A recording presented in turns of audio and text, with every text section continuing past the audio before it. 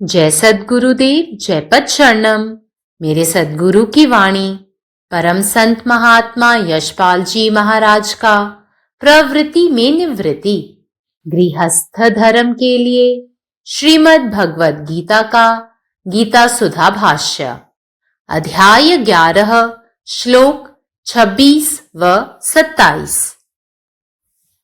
अमी च त्वाम धृतराष्ट्रस्य पुत्राः सर्वे सहैवावनिपालसंज्ञैः भीष्मो द्रोणः सूतपुत्रस्तथासौ सहास्मदीयैरपि योधमुख्यैः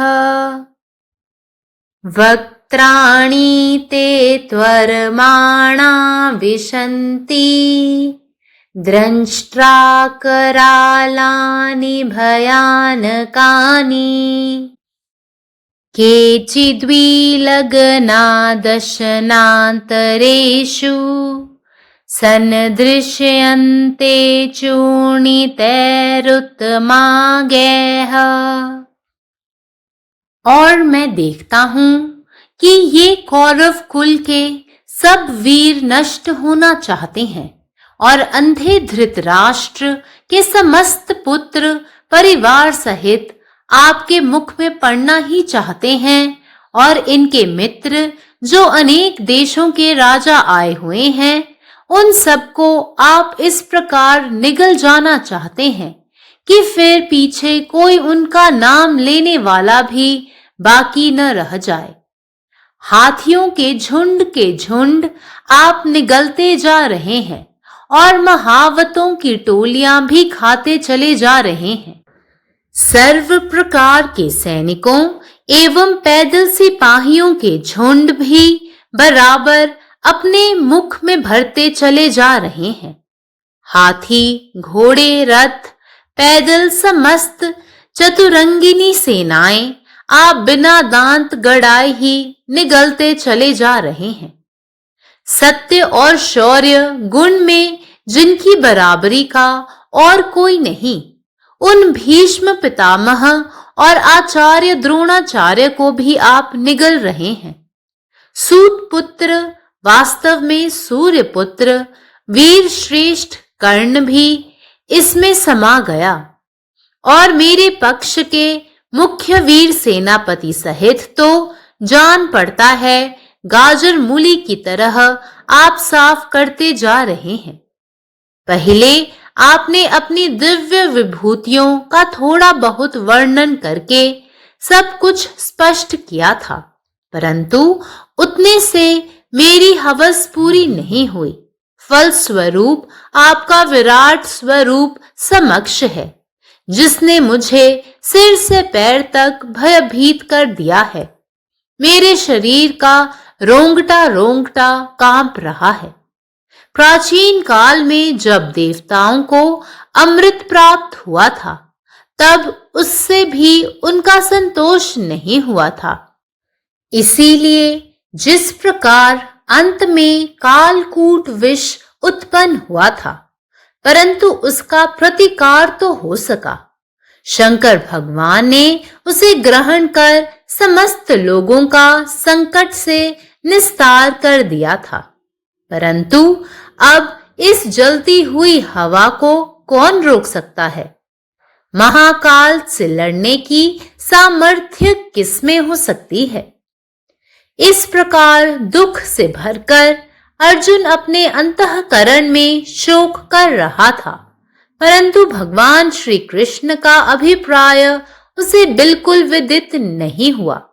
वे अर्जुन से यह कह रहे थे कि मैं ही इन सब का मारने वाला हूं और वे सब कौरव मरने वाले हैं, और इस प्रकार जो प्रबल मोह के पाश में वह पड़ा हुआ था, उसका वह मोह दूर करने के लिए ही प्रभु ने अपना वह गुप्त रहस्य उस पर प्रकट किया था। आध्यात्मिक भाव। साधक को सुषुप्तावस्था प्राप्त होने पर जिस प्रकार इंद्रिय वेग नहीं रहता, उसी प्रकार अनुभव की परावस्था में भी विशाल ज्योतिर्दर्शन के समय ये सारे मनोवेग अदृश्य हो जाते हैं।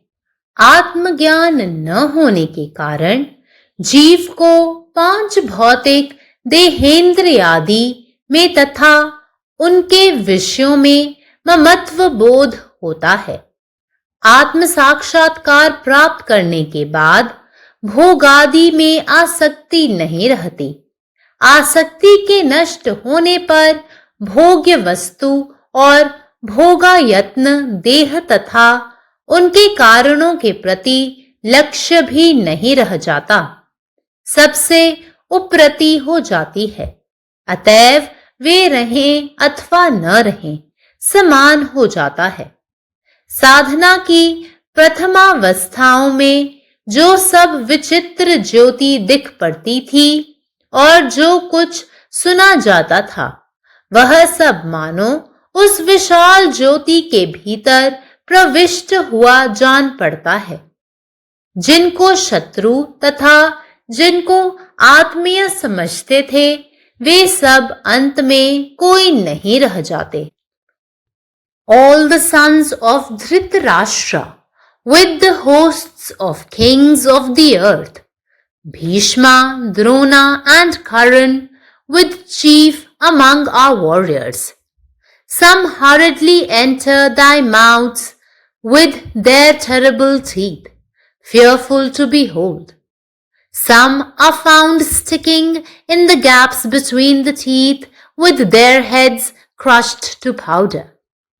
In the previous verses, the Lord said, I shall show you other things also, which you may be interested to see. Now Arjuna is seeing that the enemies, Bhishma, Drona, Karna, and all the sons of Dhritarashtra are being smashed with their soldiers, and Arjuna sees that his soldiers are also being smashed. This indicates that after the death of all the persons assembled at Kurukshetra, Arjuna will be victorious. It is also mentioned that Bhishma, who is supposed to have death only on his own sweet will also be smashed. Not only the warriors of the other party, like Bhishma and Karna, be smashed, some of the great warriors on the side of Arjuna will also fall. In the Vishvarupa, when the Lord expresses himself as the entire world of phenomena, in that conception of oneness, not only space shrinks, but even time becomes its counterpart.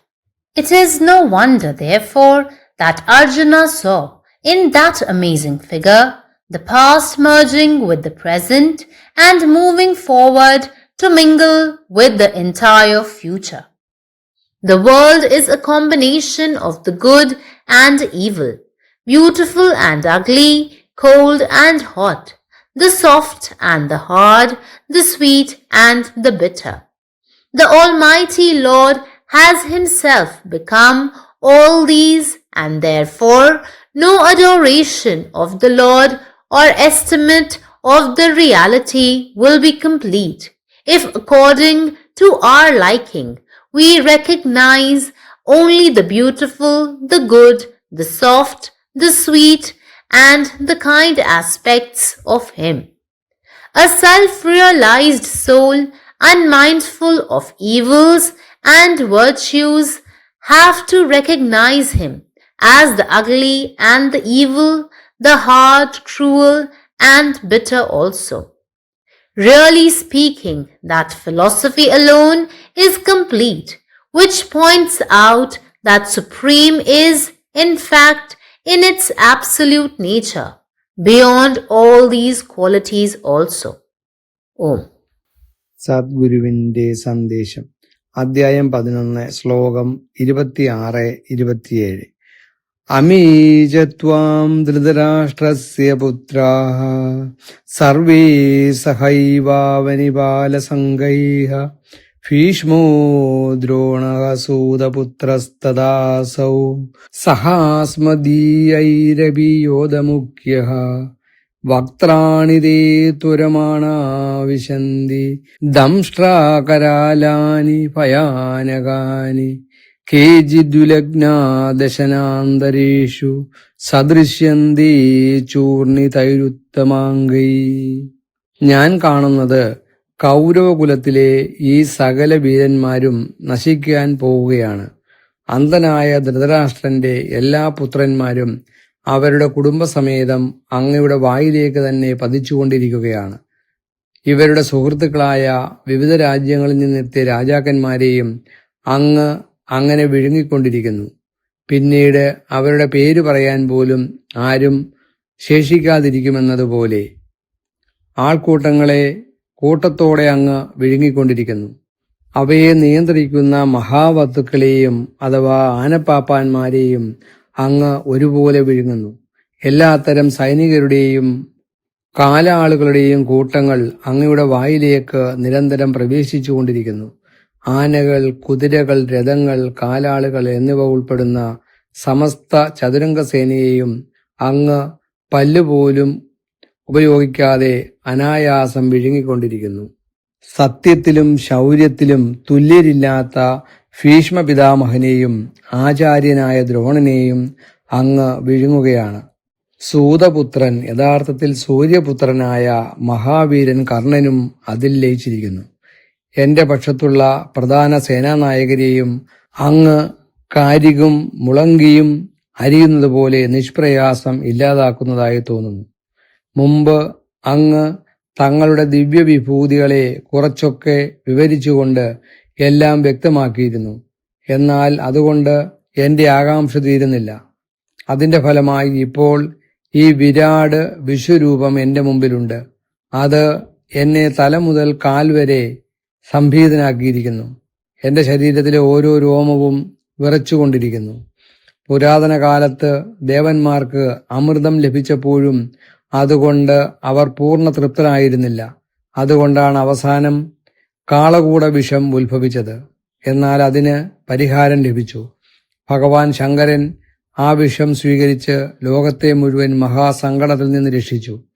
എന്നാൽ ഇപ്പോൾ ഈ ജ്വലിക്കുന്ന മഹാകാലത്തിന്റെ പ്രളയവായുവിനെ ആരാണ് തടയുക? മഹാകാലത്തിനോട് യുദ്ധം ചെയ്യാൻ ആർക്കാണ് ശക്തിയുള്ളത്? ഇപ്രകാരം ദുഃഖത്തിൽ മുങ്ങിയ അർജുനൻ തന്റെ അന്ധകരണത്തിൽ വിലപിച്ചുകൊണ്ടിരുന്നു. എന്നാൽ ഭഗവാൻ ശ്രീകൃഷ്ണന്റെ യഥാർത്ഥ ഉദ്ദേശ്യം അദ്ദേഹത്തിന് അപ്പോഴും മനസ്സിലായിരുന്നില്ല. ഭഗവാൻ അവനോട് പറയുന്നത്, ഇവരെ സംഹരിക്കുന്നത് ഞാനാണ്. ഈ കൗരവർ എല്ലാവരും നശിക്കാൻ വിധിക്കപ്പെട്ടവരാണ് എന്നാണ്. എന്നാൽ അർജുനൻ ശക്തമായ മോഹശാപത്താൽ ബന്ധിക്കപ്പെട്ടിരുന്നതിനാൽ ആ മോഹം നീക്കുന്നതിന് വേണ്ടിയാണ് ഭഗവാൻ തന്റെ ഈ മഹാഗൂഢ രഹസ്യം അവന് വെളിപ്പെടുത്തിയത്. ആത്മീയഭാവം. സാധകന് സുഷുപ്തിയിലൂടെ ആഴത്തിലുള്ള ആത്മീയാവസ്ഥ ലഭിക്കുമ്പോൾ ഇന്ദ്രിയങ്ങളുടെ പ്രക്ഷുബ്ധത നശിക്കുന്നത് പോലെ അനുഭവത്തിന്റെ പരമാവസ്ഥയിൽ ആ മഹത്തായ ദിവ്യജ്യോതിയുടെ ദർശന സമയത്ത് മനസ്സിലെ എല്ലാ ചാഞ്ചാട്ടങ്ങളും അപ്രത്യക്ഷമാകുന്നു. ആത്മജ്ഞാനം ലഭിക്കാത്തത് കൊണ്ടാണ് ജീവന് പഞ്ചഭൗതിക ശരീരത്തോടും ഇന്ദ്രിയങ്ങളോടും അവയുടെ വിഷയങ്ങളോടും മമത തോന്നുന്നത്. എന്നാൽ ആത്മസാക്ഷാത്കാരം ലഭിച്ച ശേഷം ഭോഗവസ്തുക്കളോടുള്ള ആസക്തി ഇല്ലാതാകുന്നു.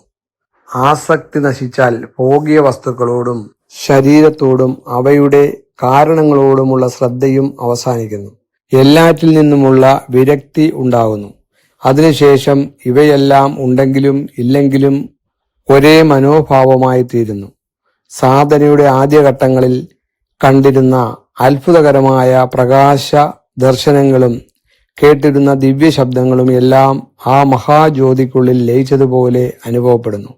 ശത്രുക്കളാണെന്നും സ്വന്തമാണെന്നും കരുതിയിരുന്ന എല്ലാവരും ഒടുവിൽ ആരും അല്ലാതാകുന്നു.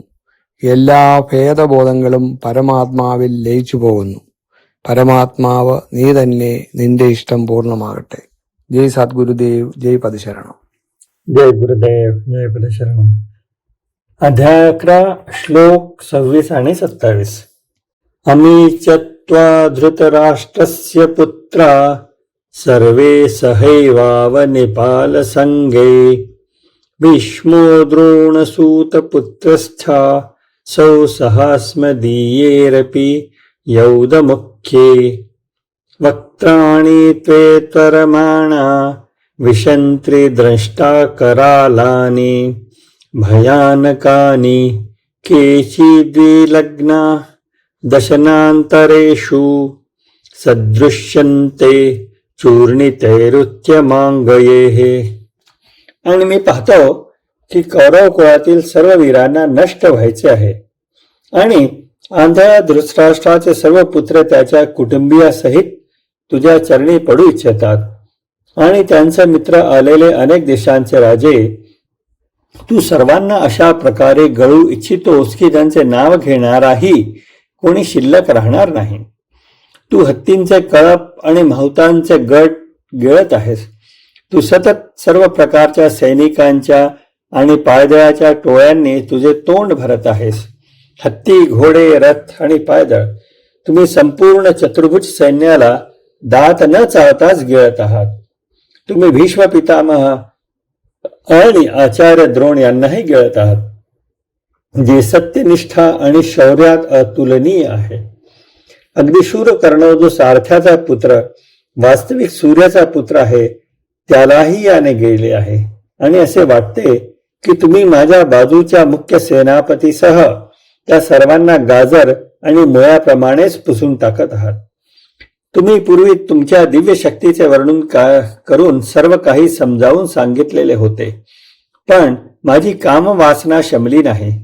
परिणामी तुमचे महाकाय रूपे माझ्या समोर उभे आहे, जे मला डोक्यापासून पायापर्यंत भयभीत करत आहे. माझ्या अंगावरचा प्रत्येक केस थरथरत आहे. प्राचीन काळी जेव्हा देवांना अमृत प्राप्त झाले तेव्हा त्यांचे समाधान झाले नाही, म्हणूनच शेवटी प्राणघातक विषाची निर्माती झाली, परंतु त्यावर मात करता येत होती. भगवान शंकराने ते विष शोषून घेतले होते आणि सर्व लोकांचे दुःख दूर केले होते. पण आता या 10 वाऱ्याला कोण थांबवू शकेल? महाकाळाशी कोण लढू शकेल? दुःखाने व्याकुळ झालेला अर्जुन मनातल्या मनात शोक करत होता, पण त्याला भगवान कृष्णाचा हेतू अजिबातच समजला नाही. ते अर्जुनाला सांगत होते की तोच त्या सर्वांचा वध करणार आहेस आणि सर्व कौरव मरणार आहेत. अशा प्रकारे तो ज्या खोल आसक्तीच्या जाळ्यात जखडला होता त्यातून त्याला मुक्त करण्यासाठी भगवंतानी हे रहस्य प्रकट केले. आध्यात्मिक प्रेरणा. ज्याप्रमाणे साधक गाढ झोपेच्या अवस्थेत इंद्रिय कार्य करणे थांबवितात, त्याचप्रमाणे अनुभवाच्या अंतिम टप्प्यात विशाल दर्शनाच्या दरम्यान सर्व प्रेरणा नाहीशा होतात. आत्मज्ञानाच्या अभावामुळे जीवाला 5 भौतिक शरीरे, इंद्रिय आणि त्यांच्या विषयाबद्दल आसक्ती वाटते.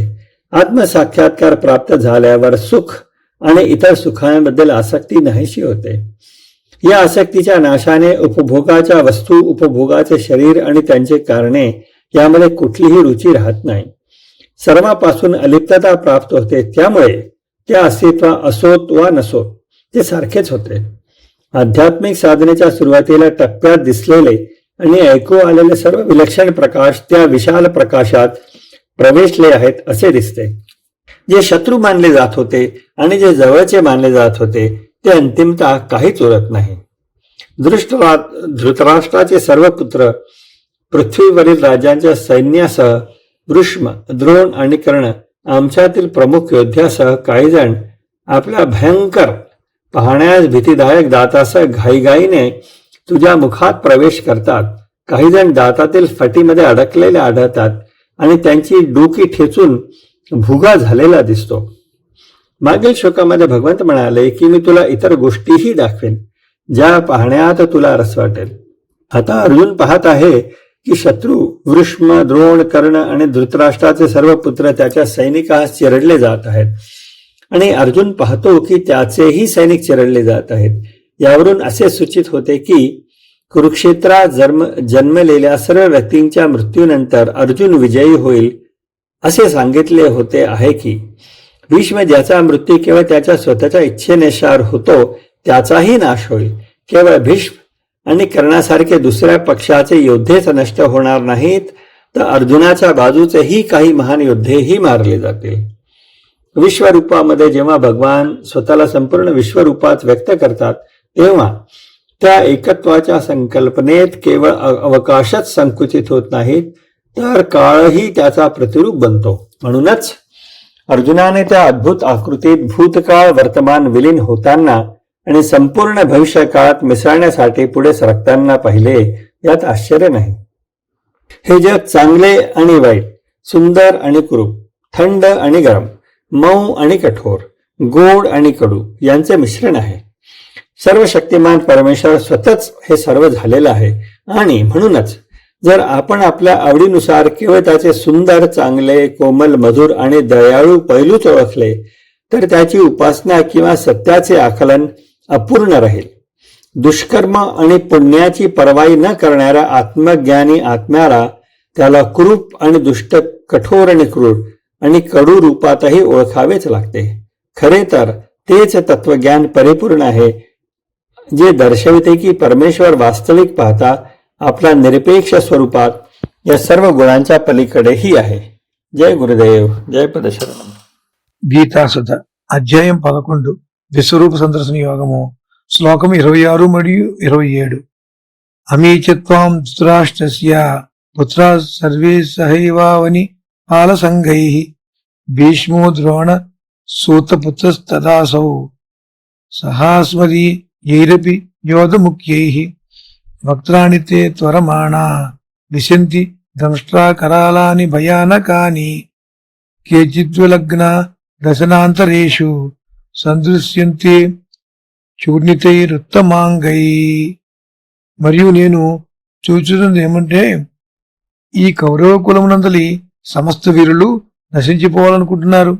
అంధుడైన ధృతరాష్ట్రుని పుత్రులందరూ పరివారంతో సహితంగా మీ నోట్లో పడాలనుకుంటున్నారు.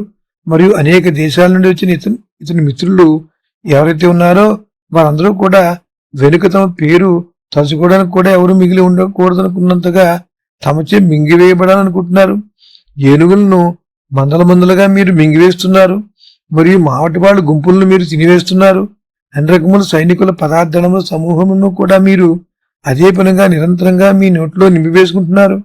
ఏనుగులు, గుర్రాలు, రథాలు, పదాతులు, సమస్త చతురంగ సేనలను మీరు నమలకుండానే మింగేస్తున్నారు.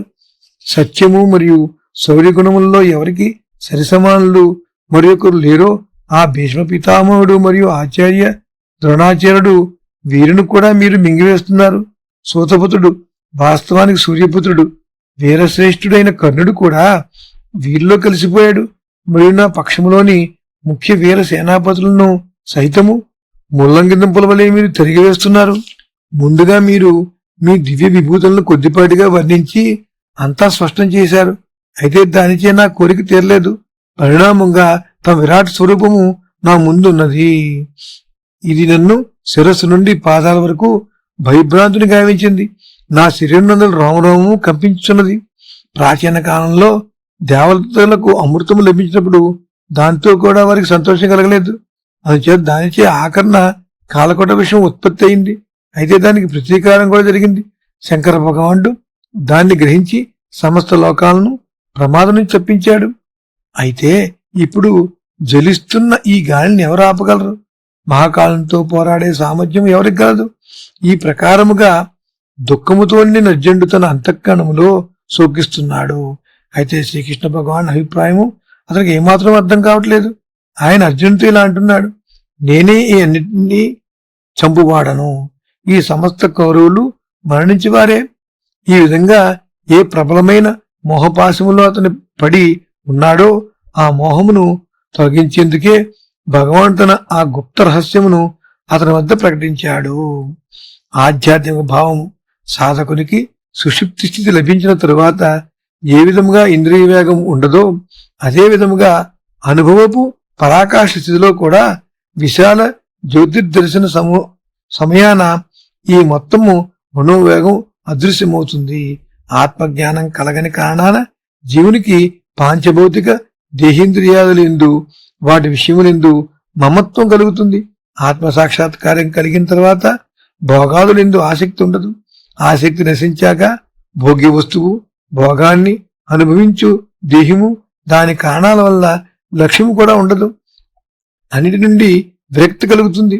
అందుచేత అవి ఉన్నను లేకపోయాను సమానమే అవుతుంది. సాధనిక చరమస్థితిలో ఏ విచిత్ర జ్యోతి కనిపిస్తుందో మరియు ఏదైతే వినిపిస్తుందో అవన్నీ ఆ విశాల జ్యోతిలో ప్రవేశించినట్లు కలిసిపోయినట్టు తెలుస్తుంది. ఎవరిని శత్రువులు, ఎవరిని ఆత్మీయులు అని భావిస్తాడో అవేమీ చివరికి ఉండవు. పరమాత్మ నీవే ఉన్నావు, నీ ఇష్టమే నెరవేరాలి. జై సద్గురుదేవ్, జై బసరణం.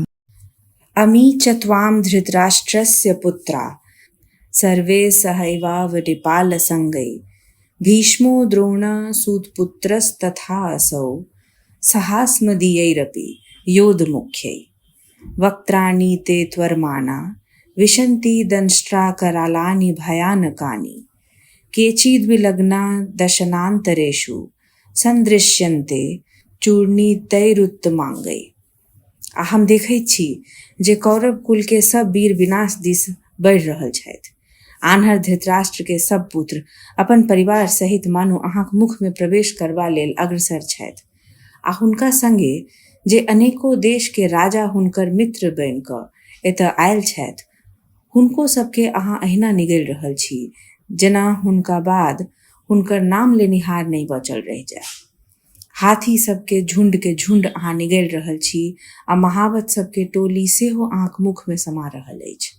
अहिना समस्त प्रकार के सैनिक आ पैरे चलैत सिपाही सबके झुंड सेहो लगातार अहाँक मुख में प्रवेश कऽ रहल अछि। हाथी, घोड़ा, रथ आ पैदल सैनिक सबसँ युक्त संपूर्ण चतुरंगिनी सेना अहाँ बिना अपन दांत गड़ेने सहजे घोंटैत चल जाइत छी। सत्य आ शौर्य गुण में जिनकर परतर क्यों नहीं कऽ सकैत अछि, ओहि भीष्म पितामह आ आचार्य द्रोणाचार्य के सेहो अहाँ निगलि रहल छी। सूतपुत्र, वास्तव में सूर्यपुत्र वीर श्रेष्ठ कर्ण सेहो अहाँक एहि विराट मुख में समा गेल छथि। आ हमर पक्ष के प्रमुख वीर सब सेनापति सहित एहन बुझाइत अछि जेना अहाँ गाजर मुरई जकाँ सहजे समाप्त कऽ रहल छी। पहिने अहाँ अपन दिव्य विभूति सबके किछु वर्णन कऽ कऽ सब बात स्पष्ट केने छलहुँ, मुदा ओतबे सँ हमर जिज्ञासा शांत नहीं भेल। तकर फलस्वरूप आइ अहाँक ई विराट विश्व रूप हमर समक्ष प्रकट अछि जे हमरा माथ सँ पैर धरि डरा देने अछि। हमर शरीर के एक एकटा रोइयाँ भय के कारण काँपि रहल अछि। प्राचीन काल में जखन देवता सबके अमृत प्राप्त भेल छलनि तैयो हुनका सबके ओहिसँ संतोष नहीं भेल छलनि। एहि कारण अंत में कालकूट बिख प्रकट भेल छल, मुदा ओकर उपाय तऽ भऽ गेल छल, किया तऽ भगवान शंकर ओहि बिख के ग्रहण कऽ कऽ समस्त लोक के ओहि पैघ संकट सँ उबारि देने छलाह। मुदा आब एहि प्रज्वलित अग्नि समान विनाशकारी प्रवाह के रोकि के सकैत अछि? महाकाल से युद्ध करबा के सामर्थ्य आखिर ककरा में अछि? एहि प्रकार दुख से भरल अर्जुन अपन अंतःकरण में गहन शोक कऽ रहल छलाह, मुदा भगवान श्री कृष्ण के वास्तविक अभिप्राय ओ नहीं बुझि सकला। भगवान अर्जुन से कहि रहल छलखिन, सबके संहार करता हम ही छी। ई सब कौरव पहिने से विनाश लेल नियत छथि। अर्जुन जे प्रबल मोह पाश में फंसल छलाह, ओहि मोह के दूर करबा लेल प्रभु अपन ई गुप्त रहस्य हुनका से प्रकट केने छल। जखन साधक के सुषुप्तावस्था के प्राप्ति होइत अछि तखन जेना इंद्रिय सबके वेग शांत भऽ जाइत अछि, तहिना अनुभव के परावस्था में विशाल दिव्य ज्योति के दर्शन काल मौन के सब प्रकार के वेग अपने आप लुप्त भऽ जाइत अछि। आत्मज्ञान के अभाव में जीव के एहि पंच भौतिक शरीर, इंद्रिय सब आ ओकर विषय सब में ममत्व बोध उत्पन्न होइत अछि। मुदा आत्म साक्षात्कार के प्राप्ति के बाद भोग आ विषय सब में कोनो आसक्ति नहीं रहि जाइत अछि। जखन आसक्ति पूर्ण रूपे नष्ट भऽ जाइत अछि तखन भोग वस्तु, भोग के आधार रूप शरीर आ तकर कारण सब लेल सेहो कोनो आकर्षण नहीं रहि जाइत अछि। तखन साधक सबसँ उपरति प्राप्त कऽ लैत छथि। एहि कारण ओ सब वस्तु रहै वा नहीं रहै, साधक लेल दुनू अवस्था समान भऽ जाइत अछि। साधना के प्रारंभिक अवस्था में जे विविध प्रकार के अद्भुत ज्योति दिखाई पड़ैत अछि, आ जे किछ दिव्य ध्वनि सुनाई पड़ैत छल से सब मानू ओहि विशाल परम ज्योति में प्रविष्ट भ गेल हुए आ जकरा अपन शत्रु व आत्मीय बुझैत छल अंत में ओ सब भेद समाप्त भ जाइत अछि। अखिल भारतीय संत मत सत्संग पंजीकृत दिल्ली, मुख्यालय B20 CC colony, Rana Pratap Bagh के सामने, दिल्ली। सत्संग आश्रम संत यशरूप तपोभूमि परिसर, अनंगपुर, जिला फरीदाबाद, हरियाणा। हमारे साथ जुड़ने और राष्ट्रीय व अंतर्राष्ट्रीय सत्संग कार्यक्रमों की विस्तृत जानकारी पाने के लिए दिए गए QR कोड को स्कैन करें। धन्यवाद।